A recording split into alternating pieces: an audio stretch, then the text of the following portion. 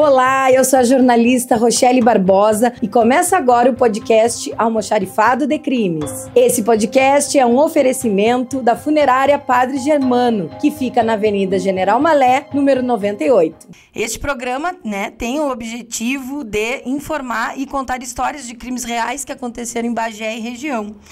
Neste primeiro episódio, nós temos aqui o nosso convidado, o delegado aposentado Luiz Eduardo Benites, da Polícia Civil, E ele foi a autoridade que investigou o caso que nós vamos falar hoje, que é uma mãe que matou a filhinha em 2015, na Agrovila, aqui em Bagé.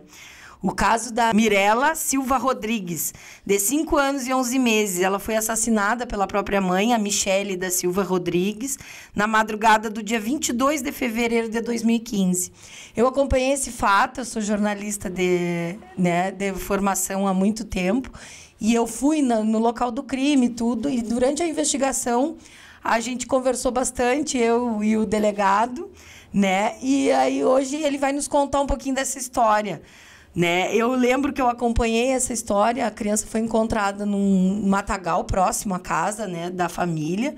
Ela morava com a mãe e com um companheiro da mãe, que era o padrasto da menina, e tinha mais um irmãozinho. E nesse dia, no dia que aconteceu esses fatos, inclusive ela fez um registro de ocorrência de desaparecimento. Delegado, como é que foi essa investigação? Assim, como é que começou o caso? Eu me lembro dos fatos, mais ou menos, mas é bom a gente saber da investigação mesmo. Tranquilo, Rochelle. Satisfação estar aqui contigo e com os teus ouvintes e os teus espectadores, Bom, a gente tá aposentado, mas a gente quer escapar da polícia, mas a polícia não escapa da gente, A gente sempre tem algum assunto para falar e tratar, ainda mais a gente que trabalhou um período, como tu sabe, extenso aqui em Bagé e na região, e principalmente contra esses crimes dolosos contra a vida, que são crimes assim que trazem uma conotação muito séria para as comunidades de modo geral, E esses crimes dolosos contra a vida, eles são referência no que diz respeito à questão de violência, de criminalidade, das cidades, das comunidades, dos estados, até dos países, São referencial de controle através da própria OMC, Organização Mundial de Saúde. Ela usa os dados, os números de homicídios para determinar que algum local, alguma localidade, algum país, algum estado seja mais ou menos violento, A violência, ela vamos dizer assim, ela é contabilizada através das mortes. Aqui, esse crime foi em 2015, de fazer uma referência, que até 2015... a Bagé, onde ocorreu esse fato, estava, segundo o Observatório de Criminalidade, entre as 17 cidades menos violentas do país, porque a maioria dos crimes que ocorriam na cidade eram elucidados, a autoria era identificada e os autores eram caminhados através das informações da Polícia Judiciária para o Poder Judiciário, para o Ministério Público, onde os processos eram abertos e ao final desses processos, essas pessoas indicadas pela polícia poderiam ser responsabilizados ou não. A maioria dos casos que foram apurados durante esse período, todos foram encaminhados com autoria determinada, e todos sofreram denúncias, acusações e também condenações. O caso esse que tu te refere, inicialmente começou com o registro de ocorrência de desaparecimento, mas nos chamou a atenção o fato de que as circunstâncias às quais estavam sendo narradas, elas não fechavam com outras informações que estavam sendo obtidas pela equipe de investigação da delegacia, na época que apurava, era a 2ª Delegacia de Polícia, 2º Distrito de Bagé, e as informações da investigação nos davam dúvidas a respeito daquelas informações, né? Porque haviam informações de outras pessoas no sentido dissonante daquele que a genitora, a mãe, né, da menor havia narrado. Então, diante disso, eu lembro que Vocês foram até nós o fomos local, até o local, né? fomos até o local, né? E basicamente fui eu e mais um inspetor, o inspetor Júlio, foi junto conosco, e nós estivemos no local, estivemos na casa. Logo após nós conversamos com familiares, com vizinhos, né, com pessoas que tinham contato com a menina, inclusive ela ficava na casa de uma pessoa, uma vizinha ali próxima, né, e através das conversas narrativas e tal, a gente começou a ter uma suspeita a respeito da natureza do fato e do crime, né, do desaparecimento e do crime. E, bem, aí nós resolvemos fazer buscas ali na volta, né? Alguma pista, alguma coisa que nos levasse à localização dessa menor, que podia ter desaparecido, poderia ter acontecido qualquer outra coisa. Mas logo em seguida, nas buscas ali, que eram feitas por nós e por vizinhos que estavam ali na volta, o corpo da menina foi localizado a poucos metros da casa, né? E delegado, assim, ó, eu lembro no caso, nesse dia, essa família não era de Bagé, né? Eles estavam na Agrovila, morando há algum tempo. Eu sei que vieram de Caxias, e lá em Caxias já tinha tido um problema com o Conselho Tutelar. Depois a gente foi vendo os fatos e elas tinham até a mãe já teria procurado o Conselho Tutelar, que a menina tinha problemas acredito que seria um TDAH na época, alguma hiperatividade. E aí lá o Conselho Tutelar queria fazer esse acompanhamento. Só que quando elas vieram para Bagé, não teve mais esse acompanhamento, né? E aí ela aqui teve um companheiro novo, um outro bebê. Acredita que esse fato pode ter sido relacionado ao fato que ela cometeu esse crime? O que se tem realmente sobre o fato em si é que realmente tenha sido desencadeado justamente por essa falta de um acompanhamento sociopsicológico, tanto da mãe quanto da menina, né? E a própria situação da onde elas se colocaram, né? Afastadas de qualquer tipo de assistência, né? E isso precipitou uma relação mais tumultuada entre mãe e filha, né? E a possibilidade de um novo relacionamento também, né? Influenciou de certa forma os fatos que se desenrolaram posteriormente, né? Lamentavelmente se desenrolaram, mas essa situação que tu narrou foi mais ou menos o que a polícia constatou na época, né? Teria sido, vamos dizer assim, o motivo pelo qual, né, os fatos acabaram acontecendo, né? E o que ficou depois altamente comprovado, né, através da própria confissão dessa senhora, né?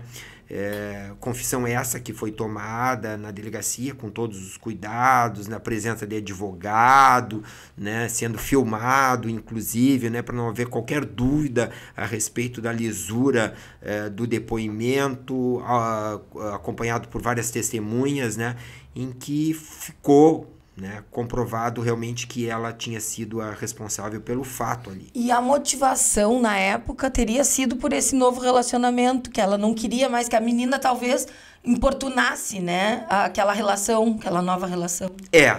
Mais ou menos esse fato foi o que seria o mote da motivação, né, do crime, né. Infelizmente a gente viu, não só nesse caso, né, mas nos anos que se seguiram, vários casos assim, né, de crianças serem mortas em função de um novo relacionamento pela mãe ou pelo pai, né, com companheiros ou companheiras, independentemente do tipo de situação do casal, né? Então a gente vê situações que narram esse tipo de comportamento, infelizmente, né, distorcido, né, e denotando um problema psicológico e de afeição, né, de dificuldade de afeição muito grande, né. Algumas pessoas ficam debilitadas emocionalmente e não sabem como reagir, né, com a prole, com um novo relacionamento, né, e as condições em que se colocam as coisas, né. Então isso é um fator muito triste, né, muito melancólico, né, e que a gente fica muitas vezes se pensando, né, como se chegou a isso, né? Como se chegou a isso? É uma tragédia, infelizmente, né? E delegado, ela foi morta asfixiada, né? Pelo relato até da mãe mesmo, que ela teria pego uma roupa, né? Acho que era uma bermuda na época e uma sacola, né? Ela detalhou isso durante a confissão dela. O que ela contou para vocês, assim, o bastidor mesmo? É que no próprio ato de investigação, nas buscas que foram feitas, né, a investigação localizou essa sacola, né, e isso fechou com o exame de necropsia feito pelo médico legista, né, no qual aquele material que foi utilizado, né, para a morte da menina, né, se coadunou, vamos dizer assim, né, com aquilo que estava narrado pelo médico legista. Então, é altamente assim, de difícil contestação por qualquer elemento de defesa, né? A gente, como também muitos anos a gente trabalhou na universidade com estágio, né, dos alunos, então a gente fazia os processos de homicídio desde a fase do inquérito, passando pela denúncia até o tribunal do júri, né? A gente sempre fez isso, né? Então a gente sempre acompanhou tanto o trabalho de defesa quanto de acusação, quanto de polícia, e desse caso, assim, toda a experiência não só empírica, experiência também de ordem acadêmica e experiência de ordem técnica, né? É uma situação bastante difícil naquela época, para então investigada, posteriormente réa do processo, e atualmente não sei qual é a situação, se é da acusada, se ela está cumprindo pena ou não, mas é uma situação muito difícil de reverter os elementos... De ressocializar, né? De ressocializar, eu digo, os elementos de comprovação do fato, né? Estou me falando aqui do fato mesmo, né? De inverter qualquer possibilidade do fato, porque estava absolutamente claro tudo o que aconteceu, né? Ficou muito evidente, né? Ela quis negar no primeiro momento ou em seguida ela confessou? Num primeiro momento ela confessou e depois, posteriormente, durante o processo, ela negou, né? Então, houve várias etapas, assim, né? Várias etapas a respeito do comportamento, né? Da autora, né? Isso é muito comum, né? A gente que trabalha muito tempo na parte da polícia judiciária, né? Em algumas situações há um arrependimento, né? E aí a pessoa confessa, depois ela, na decorrência do próprio processo e vendo as circunstâncias às quais ela vai se colocar, muda a forma de narrar o fato, né? Outras vezes também há necessidade por parte da defesa de compatibilizar determinadas situações para que o próprio réu, né, já falo aqui, réu no processo, tem uma pena diminuída, minorada. Então são várias situações que elas são muito fluidas, né, no sentido que elas não têm uma constância, né? Elas são dependentes da situação, do tempo em que elas vêm ocorrendo. Por isso que se diz, né, que quando a polícia pega as coisas, normalmente ela pega a situação no calor dos acontecimentos. Então, aquelas informações obtidas pela polícia no primeiro momento, pela autoridade policial, pelas autoridades policiais de modo geral, e que a autoridade, já estou falando delegado, né, quando ele pega essas informações normalmente elas são muito, muito fortes. Já são precisas, São né? muito precisas, né? Depois, no decorrer do processo, como nós temos a questão do contraditório, da ampla defesa, da possibilidade de exercício da defesa no processo, essas situações elas já começam a ter um outro sentido, né? Então, isso é normal dentro do processo. Para quem não trabalha na área, acha tudo muito estranho, muito absurdo, né? Ou demorado, demorado, né? Complicado. Mas é que o sistema jurídico é assim mesmo, né? E é um sistema de freios e contrapesos, né?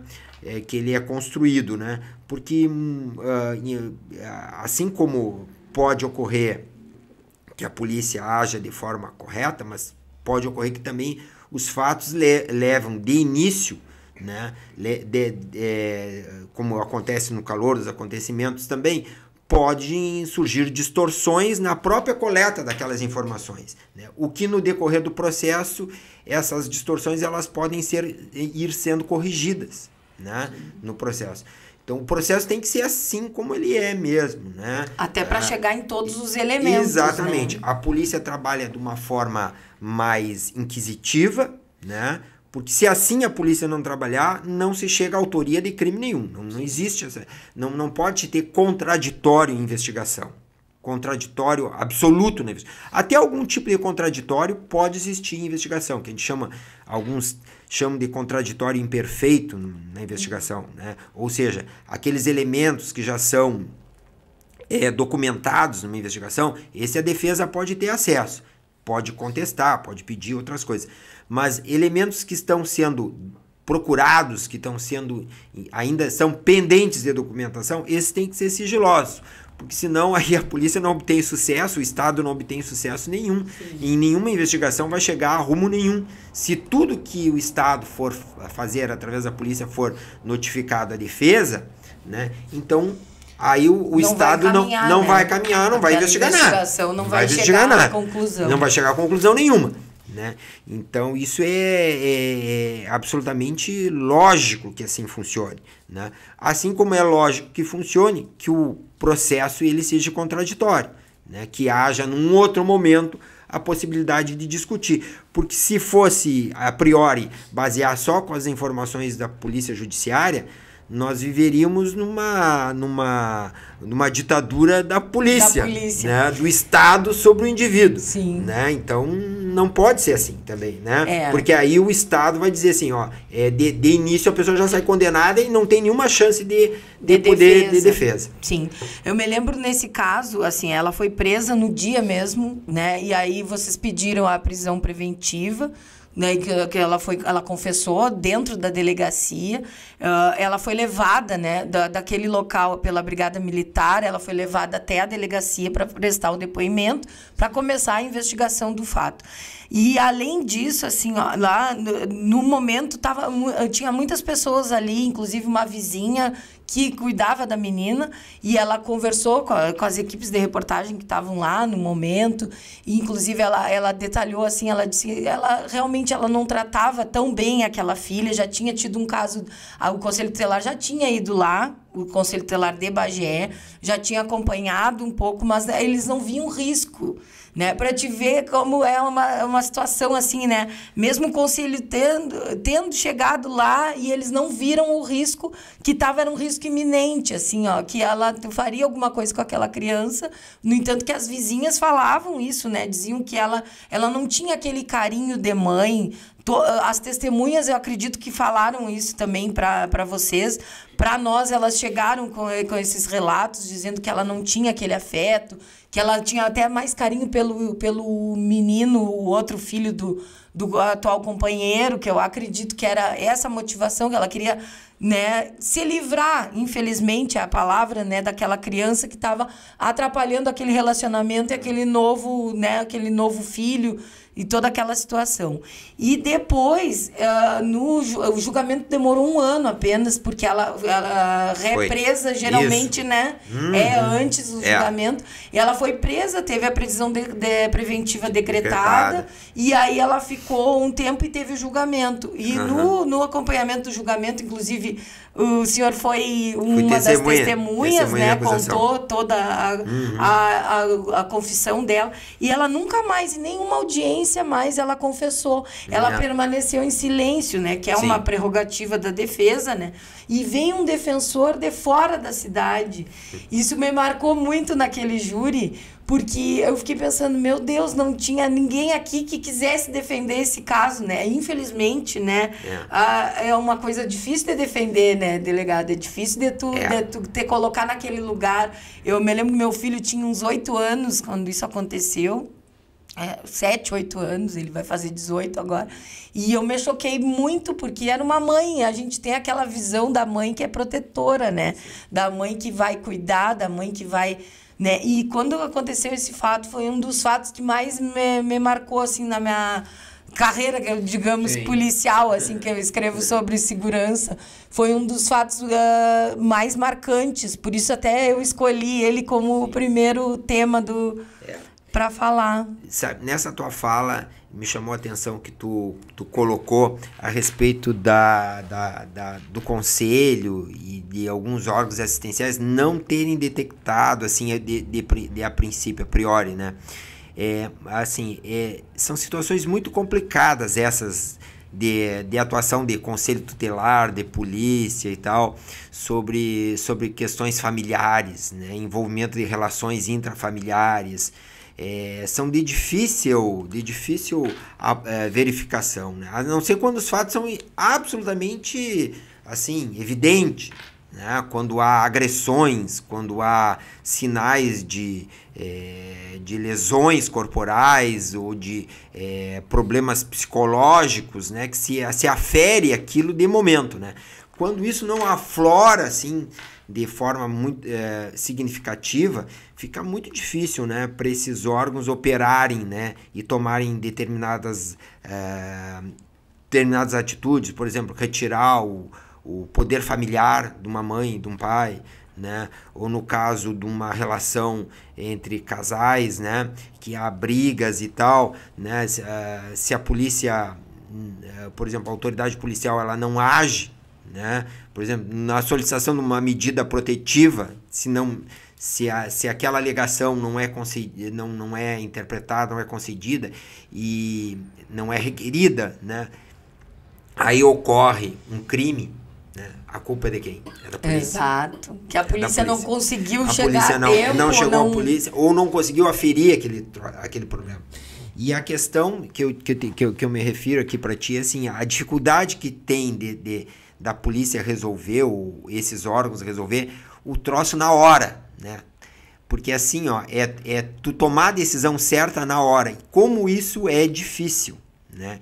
Não é a mesma situação, por exemplo, de um juiz, né? Que ele está lá no fórum, né? E ele vai receber aquela situação depois que tudo aconteceu. A gente sempre diz, né? Quando chegam lá no judiciário é outra pessoa. Outra pessoa. Parece um outro cidadão. E os fatos são outros. São outros, né? Não é aquela situação do momento que tu tem que decidir, olha, é isso ou é aquilo, né? Como num flagrante, numa prisão em flagrante, né? Chega, apresenta a policiamento ostensivo, apresenta para a autoridade, ó, isso aqui estão apresentando em flagrante, a autoridade tem que decidir, autua ou não autua, né? Então essa decisão de tomar na hora, né, é uma decisão sob pressão de tudo que é lado, gente, todo mundo na volta, né, e a autoridade tem que decidir certo ou errado, mas tem que decidir.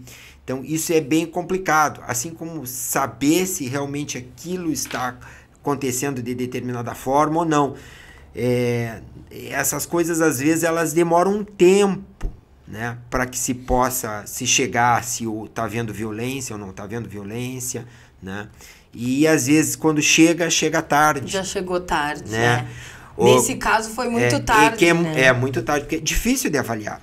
É muito difícil de avaliar, né, se realmente aquilo está acontecendo.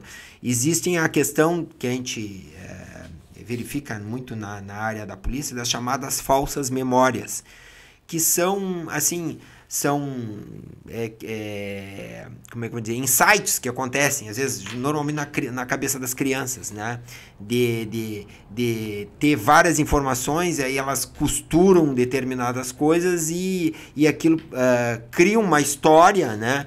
E aí tu vai ver, às vezes, a história não é bem, aquilo ali, né? Então, isso vem com as chamadas falsas memórias. E aí, tu trabalhar nisso também é uma coisa muito perigosa, porque nós já vimos situações no passado, né? Eu me lembro em São Paulo, uma vez, fecharam uma escolinha, né? Sim, prenderam, um caso famosíssimo. Prenderam os a escola donos, base. a escola base, prenderam o pessoal da escola base, os proprietários da escola foram assim devastados moralmente, por uma socialmente. falsa, né, uma falsa denúncia. Uma falsa denúncia. A criança falando uma coisa, né, e construiu uma coisa que foi construída talvez até por falsas memórias. Sim. Né? Então, isso tudo é muito complicado. Então, é nesse universo, né, que a polícia trabalha, né? Então tem que ter muito cuidado com isso tudo, né? Tem que ter muita... O Conselho Tutelar, na época, assim, claro, já tinha um pré-elemento lá em Caxias, ela tinha passado por isso, né? Só que eles não tinham acesso a isso. Na época, eu não sei se eles não tinham uma ligação muito com os outros conselhos. E assim, ó, foi uma situação que daí o conselheiro foi até lá, porque os vizinhos chamaram, e aí eu lembro, na época, até o conselheiro conversou com a gente e ele disse assim, não tinha nenhum elemento que realmente comprovasse, porque nem a criança falava que a mãe judiava ou que machucava ou que ela era agredida. Não, a criança também não falava, não dizia que era aquilo, né? Mas os vizinhos relatavam que a relação era meio conturbada. Aí eu me lembro, até em outros casos que teve aqui no estado de crianças que foram mortas, sempre dizem, colocam a culpa no conselho tutelar que não viu, ou que a criança estava pedindo aquele auxílio. Mas é que nem o senhor estava falando, é uma coisa muito complicada, né? Muito complicada. E muito complexa. Mas voltando ao júri, assim, eu lembro que no júri veio esse defensor de fora, ele tentou fazer uma alegação, assim, ele não usou todo o tempo de fala, porque eles têm 1h30 a acusação. O promotor inclusive veio um promotor de fora para ajudar na acusação, porque era um caso muito grave, né, que foi noticiado até, né, foi até nacional, eu acho que aconteceu em rede nacional. Rede nacional. Porque foi um caso que marcou muito, é uma criança, né? Sim. Todo mundo, essa rede de proteção que a gente tem com a criança. E aí o promotor foi muito incisivo, assim, usou todo o tempo de fala e a defesa ficou mais na retaguarda, não falou muito, né? Tentou, ele dizia, não tem explicação, né? Eu estou aqui. Em vários momentos, inclusive, o defensor disse, eu estou aqui porque ela tem direito à defesa. Mas ele não tinha nem argumento. Ela não falou, ela não prestou depoimento, ela permaneceu em silêncio, né? A doutora Naira, que foi a juíza que presidiu todo esse processo. O júri demorou, assim, questão de... Foi um dia inteiro, começou pela manhã, porque foram muitas testemunhas, né? A vizinha foi ouvida, inclusive essa Sim. que gostaria de ter ficado com a menina. Ela disse depois, se eu soubesse, tinha, né, pego a menina. Infelizmente, não tem como a gente saber, né, o que passa na cabeça de uma mãe fazer isso, né? Mas é um caso que é da gente repensar e demonstrar para a sociedade que acontece esse tipo de coisa, né? Da gente ficar mais vigilante também em relação aos vizinhos, aos amigos, as relações entre pais e filhos. É aquela história, né? As pessoas não gostam de se meter na vida dos outros, só que muitas vezes é importante, né? Isso tu falou de não se meter na vida dos outros. É bem complicado, né? Porque, assim, tu vê situações de violência, por exemplo, com relação à mulher. Aí a mulher aparece com hematoma no olho, no braço e tal. Aí os próprios parentes, amigos, familiares perguntam. E ela diz, não é nada, né?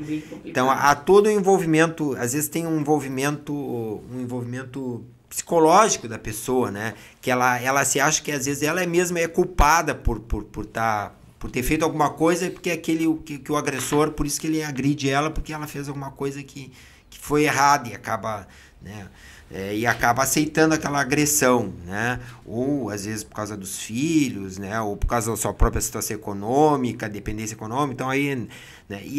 Imagina, isso acontece também com crianças, né? Às vezes elas sofrem violência, né? E ao mesmo tempo aí é a mãe ou é o pai, né? Então, relações assim, muito próximas. Relações muito próximas. Aí não se sente, assim, à vontade para dizer que está sofrendo, ou nem sabe, não percebe. Não nem tem sabe essa, que aquilo não ali é aquilo ali, agressão. é uma agressão, né? A gente vê isso também, acontece muito também com a questão dos idosos, né? Às vezes um idoso é agredido por um familiar, um cuidador e tal, e ele às vezes também não fala, né, que está sofrendo aquela agressão, né? E as coisas só vão ser descobertas assim tempos depois, né? Ou quando a família suspeita, botar uma câmera no quarto, ou coisa assim do tipo, né? Que aí se identifica essas coisas, né? Mas isso tudo como a gente vem falando, é bem complicado. É um caso complexo, né? E foi um caso, além de chocante, de marcante aqui, para nossa história, que ano que vem vai fazer 10 anos desse fato. A menina teria 15 anos hoje, né? Né? Se tivesse ficado viva, infelizmente. A mãe foi condenada, né, na época, a 25 anos de prisão. Ela foi transferida do presídio aqui regional, ela foi transferida para a penitenciária de Guaíba, que é uma penitenciária feminina, né? E de segurança, assim, bem... Eu acredito, e daí tem outra questão também da ressocialização de tudo novamente. Essa é uma pessoa que... Ela vai sair dessa prisão, uma mulher com 20 anos a mais, né? 25 anos a mais, ela vai passar mais da metade, quase metade da vida dentro da prisão, né? E a gente fica pensando assim, como vai ser o depois, né? E é uma situação que as pessoas não querem nem saber, preferem até... ela matou a filha, né? O que ela é capaz de fazer, né? Que parece que chegou no limite, assim, né? É uma coisa muito complicada essa questão da ressocialização, né? A gente tem dificuldades aqui no nosso país, né? Com relação a isso, né? A volta dessas pessoas para a sociedade, né? Como é que vai se dar, né? Qual vai ser os canais que vai se encaminhar a isso? É bem difícil, né? E também a aceitação da sociedade de volta dessas pessoas, né? É um problema bastante complicado, até que se as pessoas mudam de cidade, de estado, né?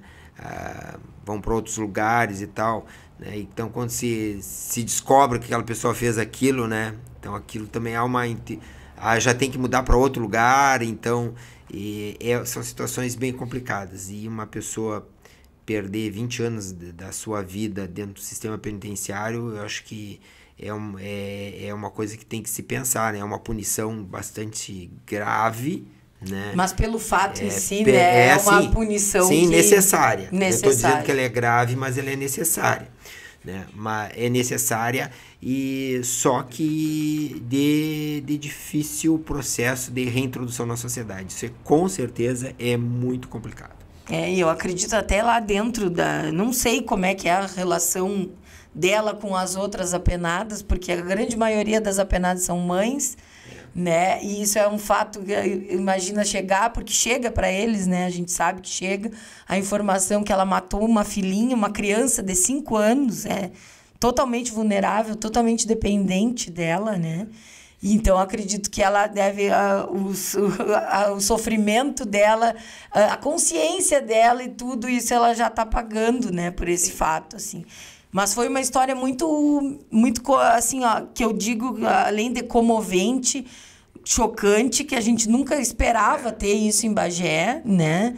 E infelizmente aconteceu, como outros tantos casos que a gente tem aí, né? Depois vamos esmiuçar outros. Mas esse foi um fato que marcou muito a história em questão criminal aqui da nossa cidade, né? E é um prazer ter conversado contigo sobre isso, saber de todo o processo da investigação, porque é importante a gente ter a informação correta, né? Sim. Porque às vezes as pessoas nem sabem como é que chegamos a esse fato, como é que chegamos a essa conclusão, né, delegado?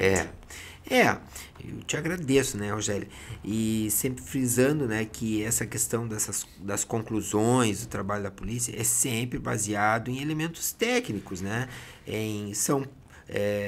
Na verdade, a investigação ela é tipo uma colcha de retalhos, né? É um quebra-cabeças, né? Que vai sendo montado, né? E a construção desse quebra-cabeças é que vai determinar se a pessoa é responsável ou não é responsável, né? E se há elementos para fechar esse quebra-cabeça, né? Muitas vezes até a polícia pode até saber da existência de um crime ou suspeitar da autoria por parte de uma pessoa, mas não conseguir aqueles elementos para comprovar que aquela pessoa praticou aquele crime, né? E pode ocorrer de muitas situações de o autor do crime não ser identificado justamente porque não se tem aqueles elementos, né? Então não adianta dizer assim, mas o que leva a crer é que foi aquela pessoa que fez. Sim, mas foi. Qual é a prova que se tem? Qual é o elemento que se tem? Né? Se realmente foi isso. Se foi isso ou não. Então, tudo depende de prova, depende de elementos que tem que ser devidamente encaminhados, né? E às vezes demora anos, né? Quando vê um crime elucidado, né? Eu me lembro que tem alguns crimes que a gente trabalhou no passado também que levaram 2, 3 anos para serem identificados. Né? É que às vezes não é na hora, né? Não tem como... Muitos desses casos, por exemplo, Rogério, que envolve tráfico de drogas, né? Assassinatos por tráfico de drogas, né? As pessoas vão lá, matam, né? Não querem falar. Outras vezes ocorre a morte e não tem testemunhas na hora, né? Então, mas isso não é motivo para a polícia desistir. A polícia segue investigando até que em determinado momento surge algum elemento de prova que se constitui na possibilidade de apontar a autoria. E isso acontece seguidamente, né? Mas é importante, assim, me parece, é que no caso da polícia aqui no Rio Grande do Sul e da região de modo geral, é que quando ocorre a ocorrência desses crimes dolosos, né, é que a polícia sempre saiu em cima do crime, né? Ocorreu o crime, no mesmo dia do crime, a equipe de investigação estava lá no sítio do crime, pegando os indícios, coletando testemunhas, nunca deixando para outro dia, né? No mesmo dia já começava a investigar, apurar, já ouvir, né? Porque quanto que daí mais pega mais cedo, melhor, né? Os elementos são pegos quanto mais cedo possível, né? Eles tendem mesmo que demore o resultado, né? Tendem a ser positivos, né? Então, isso faz que quando a gente consegue construir uma rede de elucidação de crimes, né? Esses crimes tendem a se reduzir, né? Porque há uma notícia para a sociedade dizendo assim, se praticar isso vai ser investigado, vai ser apurado, né? E eu vou poder, se eu fizer isso, eu vou ser responsabilizado. Então isso, de certa forma, também inibe a prática desses crimes. E como a morte, o assassinato, é o principal delito que existe dentro do nosso sistema penal, sim, porque a vida humana é a coisa mais importante para todos nós, né? O patrimônio, né, tem seu valor, mas a vida humana é o que é mais significativo, né? Então, quando a gente quebra essa cadeia de mortes violentas e tal, a gente também produz uma queda nos outros crimes praticados dentro da sociedade. Isso é importante. É verdade. Então tá, muito obrigada. Eu te agradeço. Um prazer, né? Podemos, outras oportunidades terão, com né? Certeza. Temos vários crimes aí para ser contado para a nossa população, para nossos espectadores aí. Acredito que vai ser bem importante, tá? Muito obrigada. Capaz. Eu agradeço, Rochelle, a ti e sei que vai fazer um excelente trabalho nessas narrativas para a população da região, porque tu, uma jornalista que sempre acompanhou esses fatos de perto, estivesse nos locais do crime, sempre tivesse uma presença bastante técnica como jornalista, sempre pegando a informação correta e procurando transmitir a informação correta. Muito obrigada. Eu que agradeço, parabéns. Esse podcast é um oferecimento da Funerária Padre Germano, que fica na Avenida General Malé, número 98.